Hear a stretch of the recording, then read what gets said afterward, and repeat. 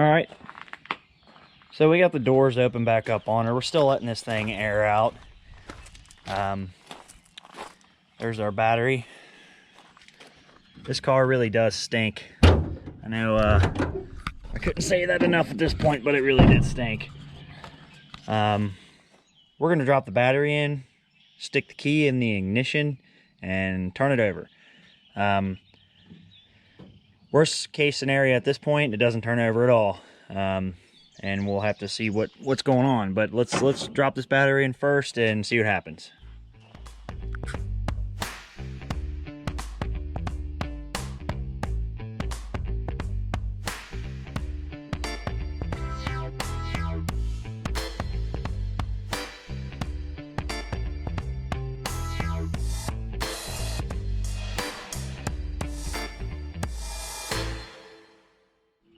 All right, got the battery on. I'm gonna go ahead and put the key in it, see what it does. I'm gonna turn it over, and I'll see if this thing actually turns over.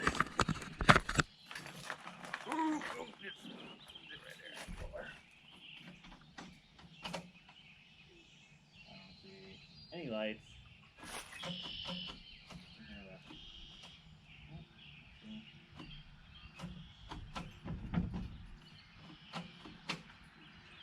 Nope, nothing.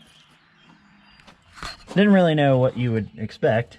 What we're gonna do is trace down the starter solenoid and figure that out.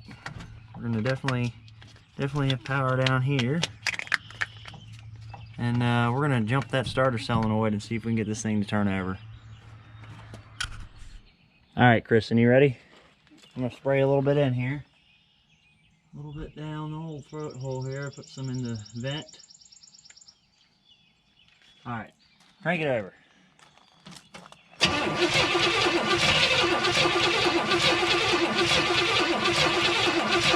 right, hold it. We'll throw a little bit in here.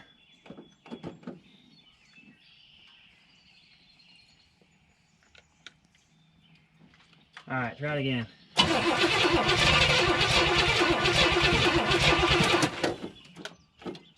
It acts like it wants to. Ooh. Try it again. All right, hold that. Huh? Hold that. Let's give it a little bit more fuel. Hold on. I'll just open and dump some in there. Because I've almost burnt enough cars down in my lifetime that I don't really want to take the cap off this bottle. All right, go.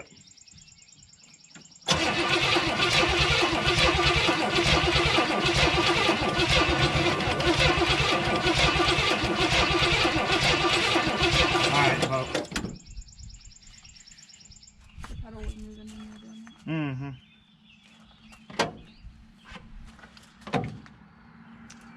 I was seeing a little bit of smoke come out of this breather tube here. Oh. It's interesting. Unless we're like crazy full on oil. Well, let me check the oil real quick. Where's the dipstick out on this thing? Down here.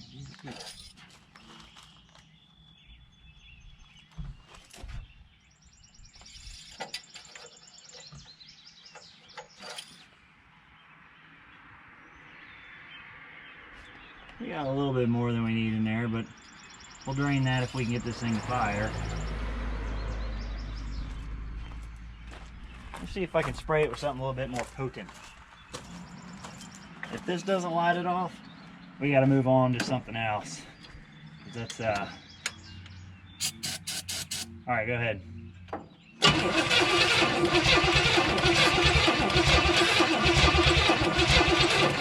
All right. Yeah, well, we're gonna have to move our way on to spark and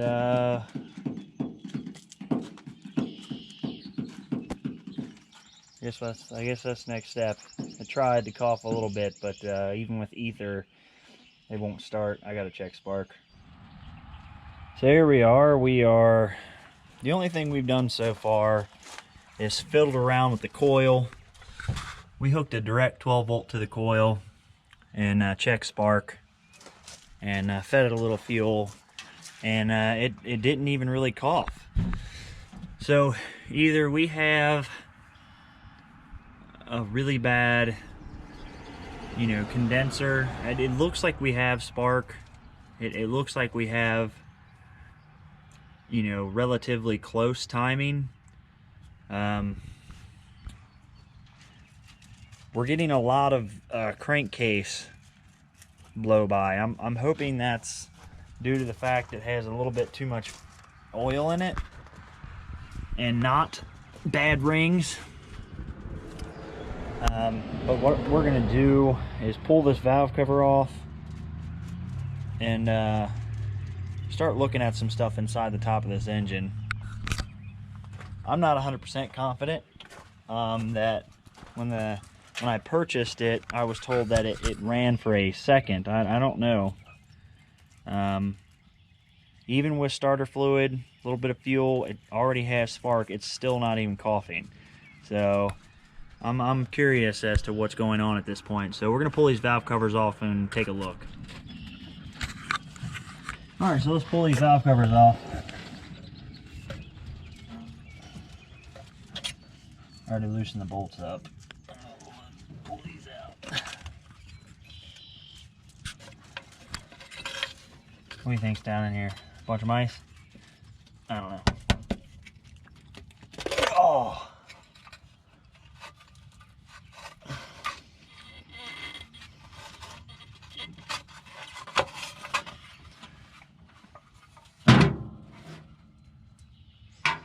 Oh, I've seen worse.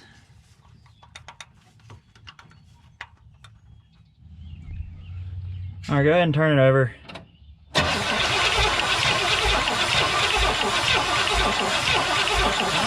they look great.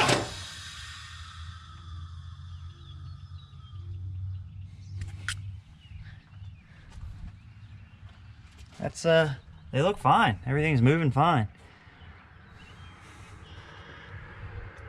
Sounded better this time. I don't know. All right, the last time I showed you guys this thing, I've had the opportunity to work on it just a few times over the last week. I installed a brand new HEI distributor that was fairly simple to put in, just to get rid of the points. I was not able to get a consistent spark with the points, and so I just junked it all and put that in there. On top of the fact that unit is only about $100, and the factory replacement with points and coil isn't much cheaper at all, if cheaper at all. I also bought one of these cheap $45 alternators, very common alternator on a lot of Pontiac motors, actually GM motors in general. And then I picked up this battery. I also today just received a part that I was waiting on to show in a video. Was this. This is a brand new remanufactured carburetor. It's still in the shrink wrapping here. I'm gonna go ahead and install this today on video, and the only other thing I will need to get this car running would be a fuel line. I have a 25-foot roll of 3/8 fuel line that I'm going to go ahead and install. So let's bolt this on. Well, inspect it, make sure it's in one piece, bolt it on, and then install our fuel line and see if we can get this thing running today. So the main reason why I went with this rebuilt carburetor was the fact that these Rochester 2-barrels are extremely common and very inexpensive. I picked this carburetor up for about $100. The rebuild kit, no, I'll take that back. I got this carburetor for $80 shipped. The rebuild kit was around $40 shipped. So for $40, I got a completely brand new carburetor. that I didn't have to mess with. So the only thing I had to swap over was this valve for the brake booster in our vacuum advance line. So, and we have to plug off this little vent line here that's not actually used on this car. But other than that, this carburetor looks like it's ready to go, so we'll go ahead and bolt it on.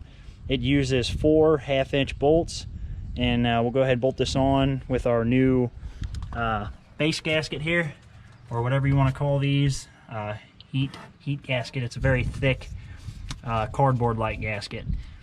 And we'll put that right on there and install this carburetor on her, bolt it down, and hook our linkage up. This is your new carburetor installed. I put some temporary inline fuel filter here. I generally would never install this on a motor like this. These can leak, but I need to see if this carburetor is getting fuel, and due to the fact that we're running out of the original fuel tank, I'm assuming there's going to be a bunch of garbage in there too, so I want to be able to see what kind of fuel we're getting. I cleaned the PCV valve out down here. That was just a carbureted related thing. You don't want to have a clogged PCV valve with a carburetor. They will make it run off until you clean them out. You'll never be able to get this thing tuned right with a bad PCV valve. But we got all the linkage hooked up, and the carburetor is ready to go.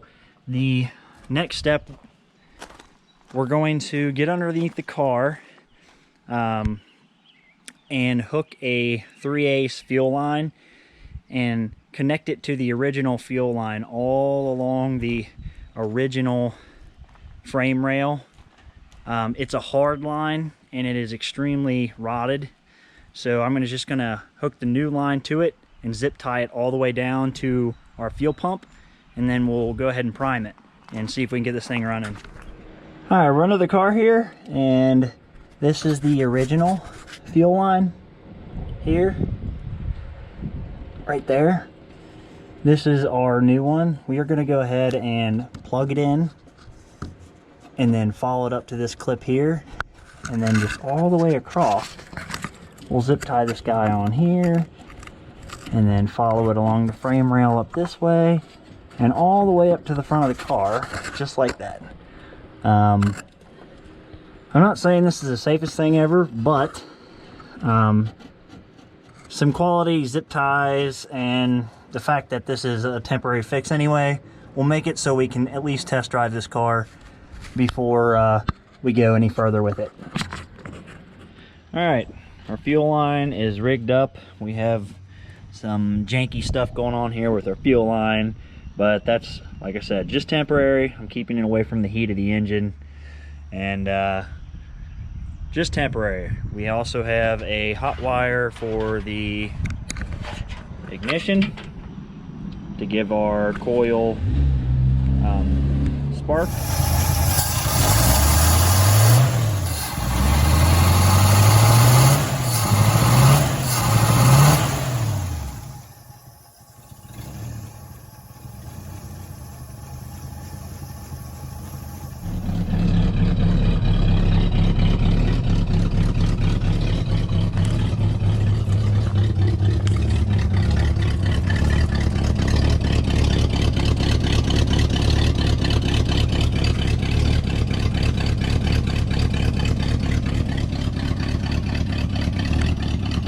Doesn't have the smoothest idle, but it's running.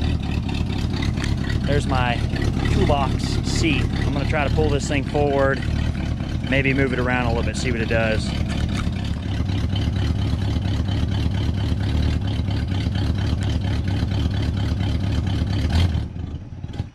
Oh.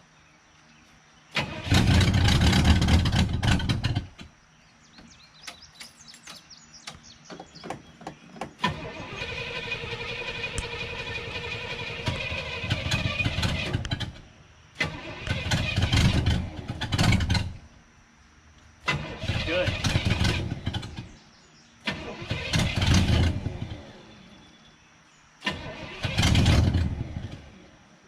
Good.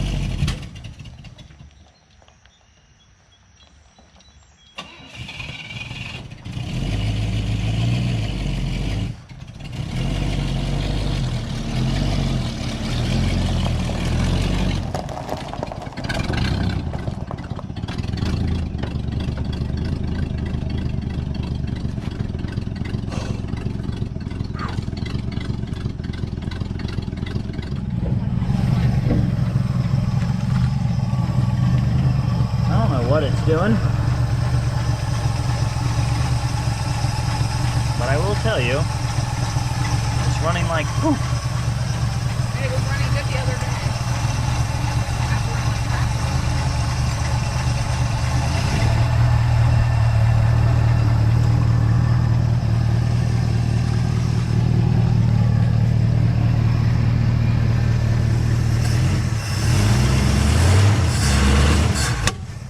Jesus Christ. So after installing the fuel line, I was able to get this thing started up and running long enough to put it around the yard that you saw in the video. It wasn't running very good, but the fact that it's able to move under its own power is pretty promising. A lot of that has to do with a little bit of carb tuning and a whole lot of timing. I do not have a working timing light right now. That's what I'm going to purchase today. Try to get this thing into the time spec that it's rated at. I'm pretty sure this is supposed to be, the factory was 0 degrees on the timing, and the vacuum advance goes all the way up between like 28 and 32 degrees. So I'm not 100% sure, but I'm going to do a little bit of reading on that and get the timing dialed in. At this point, with everything I've done to it, the motor seems to be pretty healthy. With the engine tuning that I'm going to be doing, that's going to be a process. I'm going to have to run it, tune it, all that kind of stuff. In the meantime, I'm probably going to start working on these floors. You can see that's actually the worst spot over there. There's a spot right here. That side over there is actually pretty good. And then there's a spot up here. I'm going to start patching these very soon. I'll probably do an entirely separate video on that. But I need to actually get the metal, and I need to get my welder over here and start patching them. But that'll be on another video. All right, we got our timing set to at idle roughly 6 degrees, and it runs out to about, I don't know, 24 to 30 depending on how wide open throttle it is. I can't bring it all the way up in the RPM range sitting here yet. I need to drive around a little bit first. I don't have a tachometer, and I don't know where the RPM is actually at right now. But the motor is running much better now. You saw the video of it putting around in the yard. It was way out of time. I think it was the timing was retarded about 8 degrees. I'm surprised it was running. But where it's at now, it's liking throttle, it's taking throttle. The very next step is the floors, like I said before. So thanks for watching. We're going to go ahead and jump on the floors in the next video. As of right now, we've got the camper out there. I don't know if you can see that, but she's all set up out there. We've got a trip planned. We're going to be going on this trip. I'm going to try to do some filming, maybe some fishing videos or some boating videos. I'm not really sure how that's going to work out, but you know, stay tuned. We will get to this floor, and I appreciate you watching.